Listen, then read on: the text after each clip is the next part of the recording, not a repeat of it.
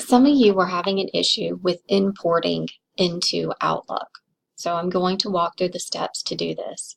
So go to your Backstage view, open, then we're going to use the import export. We're importing from another file. We're using the CSV file that's in the student data files. We're going to go browse to where you saved it.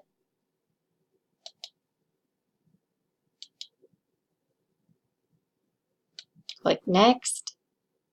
You can click Next here. You want to click on Map Custom Fields and drag first,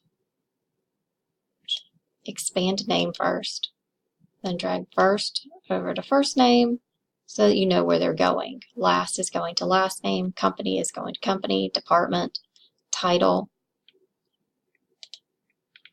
We don't have any addresses.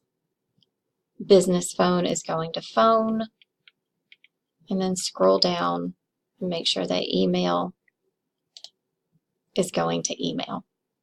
Okay? As long as you have them all mapped, that's where they're going to go. So double check to make sure that that's where they're going.